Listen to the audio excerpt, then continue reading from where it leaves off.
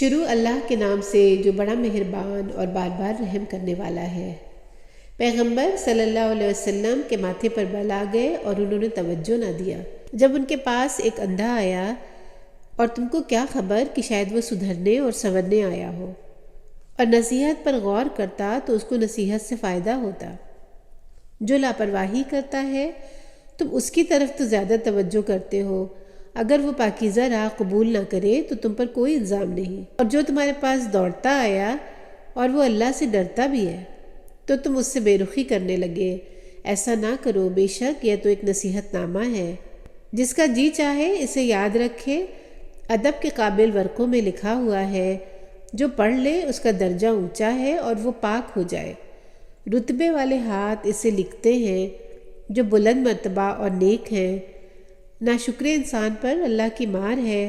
کس چیز سے اللہ نے اسے پیدا کیا؟ ایک ٹپکتی بوند سے، پھر اسے خاص اندازے پر بنایا، پھر اس کے باہر آنے کا راستہ آسان کر دیا، پھر اسے موت دی اور قبر میں دفن کر دیا، پھر جب چاہے گا اسے زندہ کر کے اٹھا کھڑا کر دے گا۔ اس نے اللہ کے حکم کو نہیں مانا، جبکہ اس کو ایسا ہرگز نہیں کرنا چاہیے تھا۔ انسان کو چاہیے کہ اپنے کھانے پر نگاہ ڈالے۔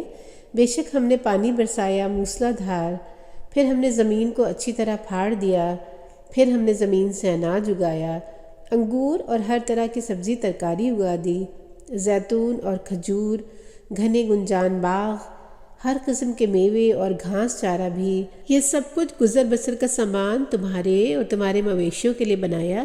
بس جب کان پھاڑ دینے والا شور برپا کرنے والی قیامت آ جائے گی تو اس دن بھائی اپنے بھائی کو چھوڑ کر بھاگے گا، اپنے ماں باپ کو چھوڑ کر بھاگے گا، اپنی بیوی اور بیٹوں کو بھی چھوڑ کر فرار ہونا چاہے گا۔ ہر آدمی کو اس دن اپنی ہی پڑی ہوگی کہ دوسرے کے کام کی اس کو کچھ بھی پرواہ نہیں ہوگی۔ بہت سے چہرے اس دن چمک رہے ہوں گے، خوشخبری پا کر مسکراتے ہوں گے، اور کتنے چہروں پر اس دن دھول پڑی ہوگی اور منہ پر کالک پوت دی جائے گی۔